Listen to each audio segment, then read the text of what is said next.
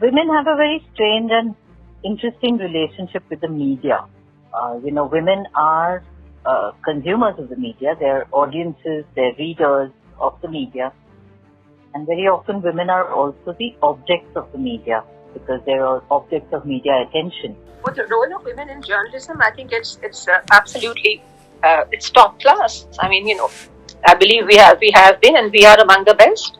Unfortunately, we're not being recognized. The glass ceiling exists and it's very prevalent, despite the fact that we do have a number of women in senior positions. They don't seem to reach decisive editorial roles. Women were at a disadvantage right at the start in the sense that either they were not hired. I mean, there were some newsrooms that would have very open policies of not hiring women photojournalists, for example. In the number of years that I've been a journalist, from 1984, which is when I became a reporter, a journalist, the figures have mostly been skewed in favor of men. I don't think organizations are progressive enough or they knew exactly how to deal with a situation like this. So better to be confronted by dilemmas is to not have a dilemma at all and not employ many women journalists.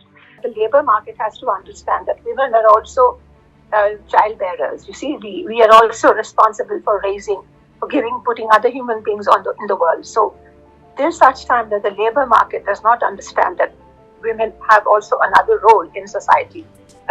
You'll have these, you will have this dichotomy. Editor-in-chief, we do not have much. The reason we cannot really say why, because it's a call which is taken by the organization, the owner of the organization, or whatever be the reason. I haven't seen an editor-in-chief who's a woman. I mean, the last few editors that I saw was Kumi Kapoor, she was the resident editor. Then I had Bachchi Karkaria, I saw her as the editor of Times of India. But editor-in-chief is definitely something which has been kept for men. I mean, Hindu had one for a very brief period. I think Malini was there, but these are very, these are aberrations. Men holding the top position, close to themselves is very common. I cut my teeth in NDTV where, Barkha Dutt was sort of like the biggest, larger than life anchor as well as managing editor. Initially the managing editor was Rajdeep, but then Barkha took over. I also worked at Tehelka where, unfortunately, things unraveled precisely because the editor-in-chief raped a woman colleague of mine, and so I quit over that issue. But I'm saying that after Karun Tejpal, the next in line there, the managing editor was a woman. Unlike Barkha, who was a very staunch and feisty feminist, Shoma Chaudhary is, to my mind, was like a woman editor, but in a very patriarchal, playing a very patriarchal role. So it isn't only important for women to be helming editorial spaces. It is also important for the voice to be a gendered voice. Women journalists not rising to the top is, of course, it's very obvious. I don't think we've had a woman editor-in-chief apart from the Hindu where you've had Malini rise up, but that's a family-owned enterprise and she's from the family, so that's a bit different. The only exception would be perhaps the Outlook Group where I work. We have 5 magazines here, and out of the 5, 3 women lead 3 magazines, okay? So there is me, I'm the editor of Outlook Business, there is Nidhi Sinha, she's the editor of Outlook Money, and there is Chinky Sinha, who's the editor of Outlook India. So 3 of us leading 3 magazines in a 5 magazine organization, yeah, that's very rare. I mean, I think you will not find a parallel to that. But I would be interested in knowing the salary of women editors and their colleagues in the same position and whether there's a huge difference or not. Or whether a woman would get paid less for, a post for which a male counterpart would get more. Like say, will a woman editor-in-chief make less money than a male editor-in-chief? So those are things I think we need hard data for. But the assumption that a woman is only a second salary, I'm sure her husband brings her, that thing has to go. Because a lot of women are in journalism as a job, as something as a career. And this job career thing has to stop. This is an inherent perception that women are not bread earners and therefore they can afford to get paid much less than their male counterparts.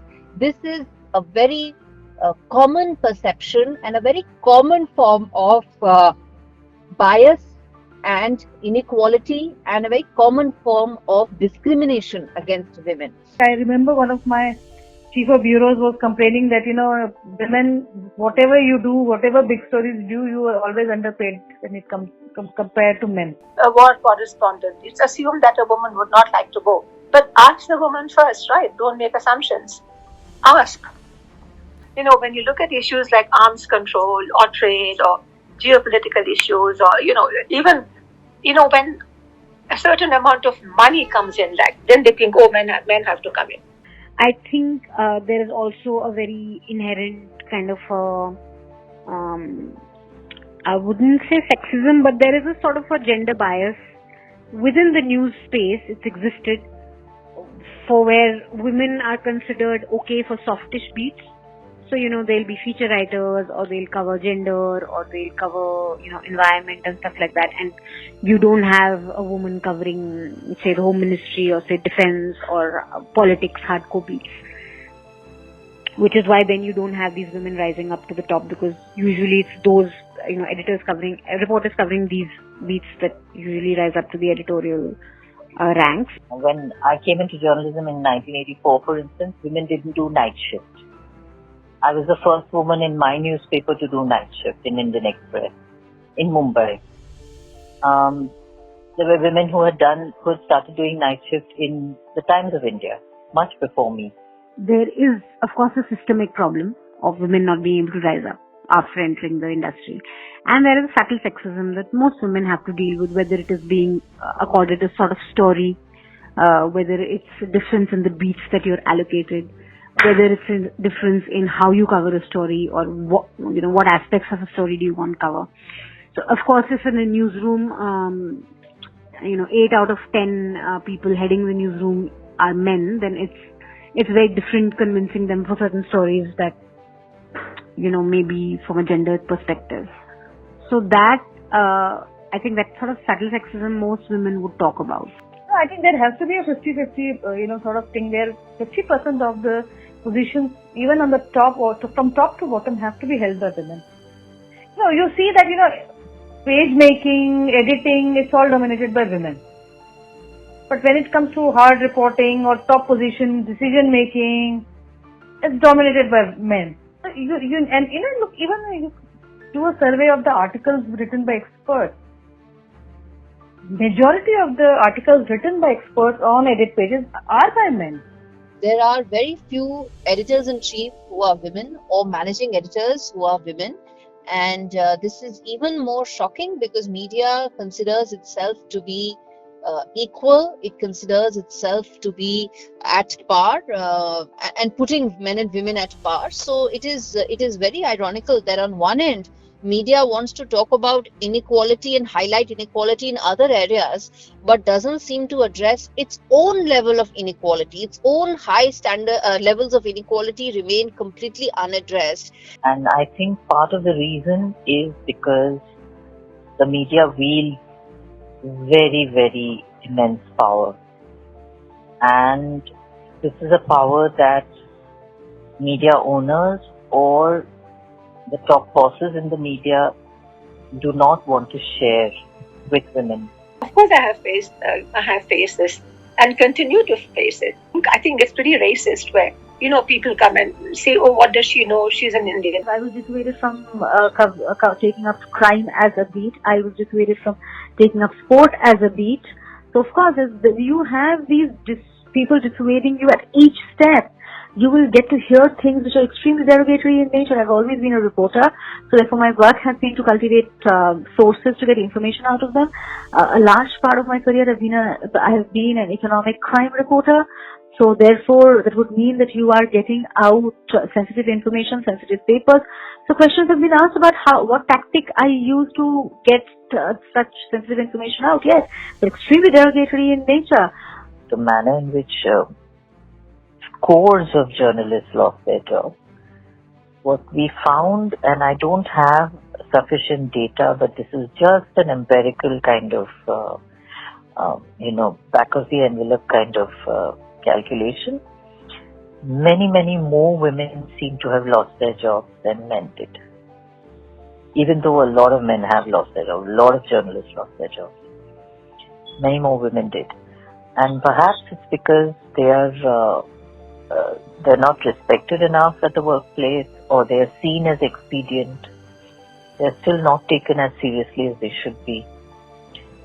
They are real workhorses, but are not given that recognition. Capacity for a woman to take risks far outweighs that of men.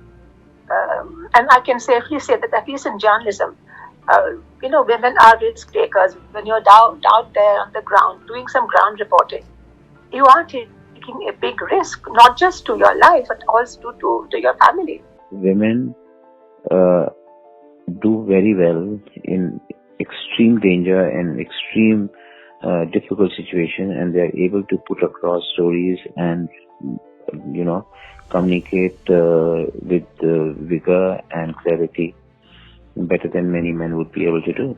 The Maltese journalist Daphne Caruana Galizia, who was assassinated, I mean, she was working on a huge story which led to the Panama Papers. Internationally, I'm thinking of Erin Brockovich in India. Look at the stock market, Mrs. Dalal. It was her story entirely. There have been plenty of war correspondents that have actually from the female gender who have actually gone there and acquitted themselves, and they continue to do it. Even if you look at the conflict in Syria, or for that matter, whatever happens in different parts of West Asia, you would find that the women is right there at the vanguard of their reporting. Sucheta Dalal and Chitra, both of them broke and investigated on two very important stories of our times, which is the Harshad Mehta scam and Bofors. I think Komi Kapoor is also one journalist who comes to mind. She has documented extensively on emergency. She's one of the veteran journalists who's covered emergency. She also keeps a close eye on politics. Offhand, I can remember Chitra Subramaniam breaking with Henram, the Bofors scam.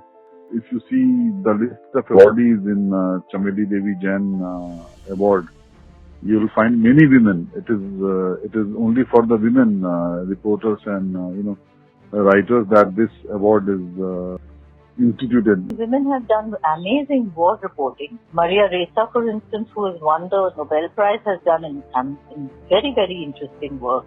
Even in India, for instance, there are really good stories that have been broken by women journalists in recent times itself on the Aadhaar scheme, for instance, on the manner in which the RSS indoctrinates young girls, on the Panama Papers, which is helmed by a woman journalist, a very senior journalist of the Indian Express. So women are doing so many stories. Some of the most interesting international and national stories that have been broken by women, some of the path-breaking ones that stand out for me are Eve Ensler's vagina monologue. The Hathras incident, for instance, the shameful manner in which the girl was cremated by police in the dead of the night, that was broken by a woman. She was there in the middle of the night. Prema has spoken so many, big stories when she was in Times Now, where we have worked together as well. You can even take business journalism. Cases pertaining to Harshad Mehta and others were first broken by women journalists. So they break glass ceilings and they break the biggest stories. Many of the journalists in mainstream media are unable to report as independently, as fiercely as they would like. A lot of mainstream media today is, not reporting on stories the way they should be. I think digital media and independent media on the internet allows you a lot of liberty to report in different formats that you may choose, in different topics that you may pick, and can also, and the model is nimble, so there's not much dependence on advertisements from governments or corporations, so you can report more fiercely. So it is not just women journalists. I think a lot of women and male journalists who still want to do good journalism are looking for opportunities other than in mainstream media. You have now these .coms, but let's look at all the .coms in India. Look at all the women who have I mean, look at your own, look at the probe, look at the news minutes. Women, the risk takers, they take risk. I think at a structural level, editors should also be cognizant of the fact of how representative their organizations are. But for example, in my company, the highest paid person in my company is a female journalist. A consequence of not having good representation in your newsroom means a skewed view of news and the world. So then maybe you're going to view crimes against women as just a story to be reported on, or one horrific crime after the other, one sensational detail of a crime after the other. And you may not look at crimes against women as a systemic issue in terms of how much time does it take for a woman to access justice, what are the difficulties a woman faces while accessing that system of justice, what are the kind of obstacles she may face during from her peers, from her society. So I think if you have a more representation, if you have more women, you are going to report on stories differently, and you're going to report it from a lens which maybe an all-male newsroom cannot bring. I think that women editors must discuss this issue in the newsrooms, and I'm 100% certain that if this is approached in the right way and not in a versus way, as in women versus men, or I think if the right professional approach is adopted, I believe we will go a long way. No other data available that how many women are working in these newspapers, on the desk, in the field, and in leadership roles. From each organization, how many women are you employing, how many women are reporters, how many women are manning the desks. So this data is not available readily. Nobody has done that kind of survey or collection of this data. In legacy media organizations, I think there needs to be a far greater responsibility towards govern the media, and to see that women have an equal opportunities at the workplace. Instead of languishing in victimhood, women also need to come up. I mean, we are also equally responsible to ensure that we know how to divide up time between family and between home and work. Very early, I learned from someone I respect a lot, Kumi Kapoor, who told me that don't become part of any group or gangs, because at the end of the day, these groups become gangs, and then these gangs have gang wars, and then you realize what is now called echo chambers, that you get pulled into some gang war. This is where I feel that society itself has to look at women in the much broader spectrum. Women add another perspective to journalism, which I think is very crucial. So for a wholesome and balanced approach, presence of women, it should be encouraged, I feel. You also need to sensitize men towards treating women better, towards understanding the need of having women colleagues. It cannot be a all-male newsroom. You'll be missing out on important stories, and you'll be missing out on important perspectives then. Raising a child is not only a mother's job, it's job of both parents. It's just that the mother is nursing, so as long as she's nursing, she has to be physically there. But it's a joint responsibility. So as more and more men come forward to share this responsibilities, women will be free to go out and work. I quit my job at Sahelta over my friend being raped by the editor-in-chief. These cases of sexual harassment, which are often reported in-house, it should be dealt very strictly by the management. It's not so important for me to focus on how many million stories are being told by women, but how many stories are being told in an impactful way, and how many stories are shaking up our belief system, how many stories are scattering myths and bursting bubbles. That's far more significant than sheer numbers alone. They should not be seen as someone who can do only soft stories and not hard stories, or certain beats cannot be covered by women. That should not be there. Women should be given equal opportunity in every space. It has to first start by recognizing talent. It has to first start by ending discriminatory practices regarding salary. It has to first start by accepting that if a woman takes any maternity breaks, or if she takes breaks related to family obligations, she cannot be held back because of that, and she cannot be penalized because of that. I think that's the biggest perception, that if a woman is married or if a senior journalist has family commitments, then she's assumed to be ineligible for leadership positions. I think that perception needs to change. Societal construct which you have inherited through generations. So how do you break that in one day? How old is this country? Look at America. There's something called ERA there. ERA is Equal Rights Act. It took them close to 300 years to come to Equal Rights Act. At 80, we are not doing very badly, I'd say. You'd have to allow the democracy to mature before there is gender conversation that happens, and before we talk equal rights. I think we are on the path of getting there, and it's only a matter of time before they get there, and they may even at some point outnumber men. So I think they're on the right path, and they'll get there. They just have to have patience and belief that it will happen. If half the world is missing from that story, we're getting a distorted and a flat picture. So you need to put the other half of the world back into the conversation. What happens is that we're missing half the world. It's like half the universe doesn't exist. It's like, let's say, okay, we have planets from Mercury to Mars, and then the rest of the solar system doesn't exist. Can we imagine a world without counting all the planets? If you leave the women out, you're not counting half of what's being done in the world. And I don't think that it's a man versus woman thing. I think it's a people versus people thing. We always keep priding ourselves on holding up a mirror to society. But if we have an unequal society, we're going to be having this inequality everywhere.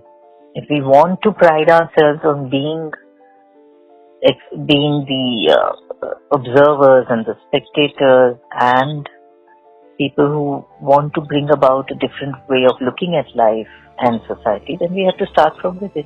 Between us, there is precious little we can do beyond our respective organizations.